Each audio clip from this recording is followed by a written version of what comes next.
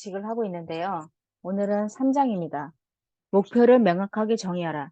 이게 모든 성공 자기계발서에서 공통적으로 얘기했던 게 뭐냐?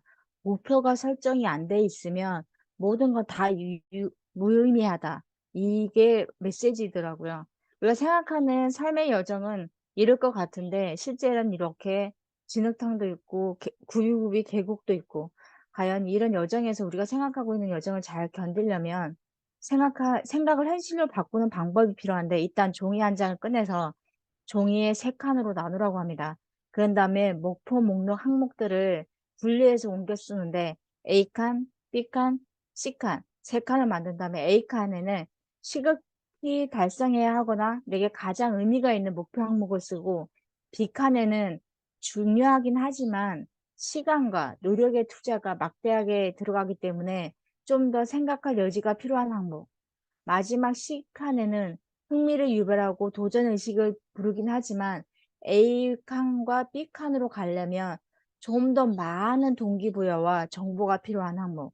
그래서 약간 아이디어에 거치는 가능성이 있는 목표를 쓰는데 A, B, C칸에서 1에서부터 10 순위까지 순위를 매긴 다음에 가장 내 인생의 방향성을 결정하는 목표 목록을 가져야 된다고 하거든요. 적어도 10개 정도는 가져야 1개, 2개 가지는 것보다는 그 목표가 흥미를 잃어버리거나 가능성이 없어지면 도태되면 다른 목표로 대체돼야 되기 때문에 10개 정도는 가질 필요가 있다고 합니다. 그리고 목표를 가졌을 때 그냥 갖는 게 중요한 게 아니라 수치화를 반드시 시켜야 한다고 하거든요. 측정 가능한 용어로 만들어라.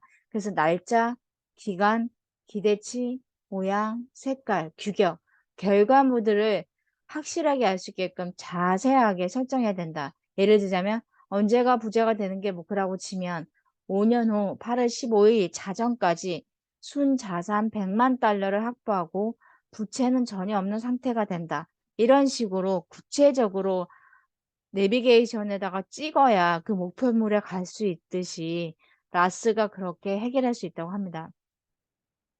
좀 더 구체적으로 얘기하면 근사한 집을 갖는 것이 목표라고 하면 이건 동기부여가 되지 않는다고 하고 이렇게 캘리포니아의 억만장자는 바다를 굽어 보는 방 100개짜리 저택을 근사한 집으로 생각하고 보츠와나의 부심에는 사막의 초가집을 근사한 집으로 인식하는데 내가 생각하는 근사한 집은 뭘까?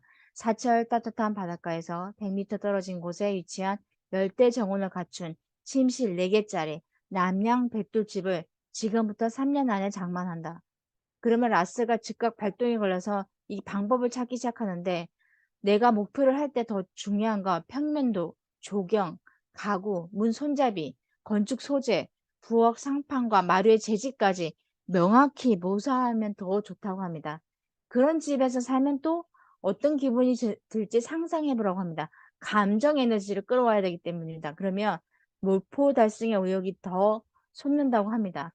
내가 할 일은 혹시나 그런 곳이 있다 그러면 듣다 같이 광고가 뜨면 가져와 보고 직접 보고 분위기를 느껴보고 브로셔에서 그 이미지를 내 머릿속에 각인시키면 훨씬 추진력이 높다고 합니다. 목표는 아직 손에 닿지 않는 곳에 있는 것이지 눈이 닿지 않은 곳에 있는 것은 아니라고 합니다.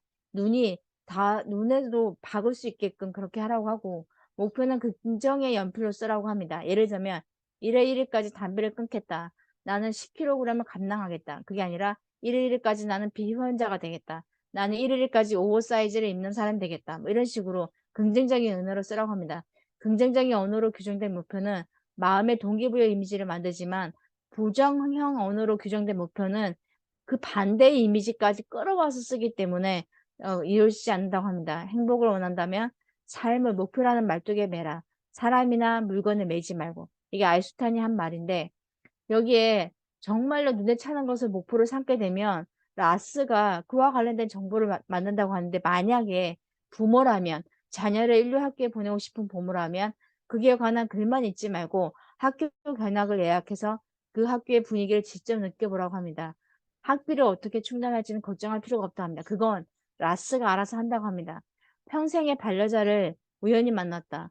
반려자를 만나는 것은 인생의 가장 중요한 문제인데 내가 정확히 원하는 짝을 그리고 그렇게 만나는 게 훨씬 좋다고 합니다. 완벽한 배우자의 이미지를 마음에 그리라고 합니다. 가령 탄탄한 체격, 밝고 긍정적인 사교, 유머 감각, 맑은 눈을 가진 호감 가는 남성 또는 여성 이런 식으로 구체적으로 묘사해야 라스가 그와 맞는 부합한 인물을 찾아낸다고 합니다. 내가 목표를 산다는 방법.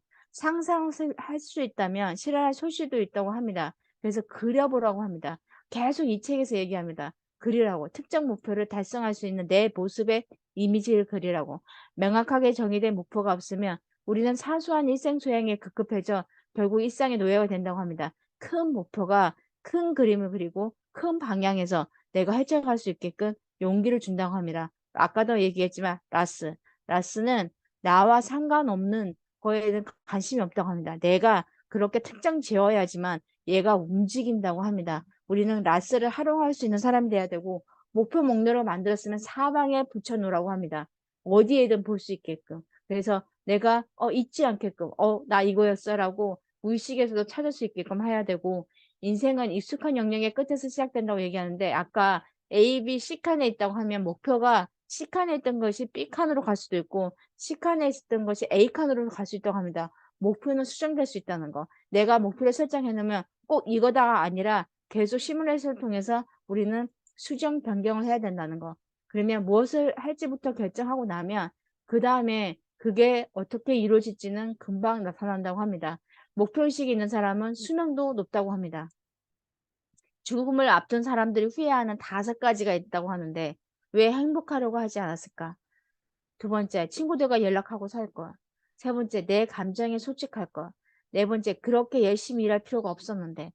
5번째, 내 인생이 아닌 타인의 기대에만 충실했다. 이게 내 목표가 없었기 때문에, 내 인생 목표가 없었기 때문에 죽음을 앞두고 후회하는 5가지가 다 나타나는 합니다. 인생을 살다 보면 우여곡절이 있고 함정도 있다고 합니다. 장거리 여정이기 때문에 그때 목표가 있으면 우린 그 장거리 여정을 굉장히 잘 할 수 있다고 하고 여기에도 아까도 앞서 말씀드렸지만 예정된 목표가 10개 이하로 떨어지지 않도록 하는 게 되게 중요하다고 합니다. 그래야 얼마든지 인생의 항로 수정이나 목표 설정이 있을 때 두려워하지 않고 힘들어지 않고 할 수 있다고 합니다. 세상엔 2가지 유형의 사람이 있는데 10년치 경험하는 사람, 1년치 경험 10번 반복하는 사람. 목표가 없는 사람은 1년치 경험을 10번 반복한다고 합니다. 10년치 경험하는 사람은 목표를 하는 게 꾸준히 그걸 밀고 나갔기 때문에 훨씬 인생을 더 많이 이루고 오래 살고 재밌게 산다고 합니다. 나중에 인생을 돌아볼 때 에이 젠장 회복이라도 할 것이라고 말하는 것보다는 세상에 내가 그런 짓도 했다니 라고 말하는 편이 훨씬 낫다고 합니다. 서머리에 얘기합니다. 남들이 내게 기대하는 것이 아니라 내가 진정을 원하는 것을 찾아 그것을 목표로 삼아야 한답니다. 성공하기 위해서 가장 중요한 거 목표 설정. 그 목표는 구체적으로 설정해야 되고 그 목표를 설정했을 때 달성했을 때 나의 느낌, 이미지를 끝까지 고양시켜서 내 온몸 세포가 진동할 수 있게끔 만드는 것이 가장 중요하다고 얘기합니다. 여기까지 발표하겠습니다. 감사합니다.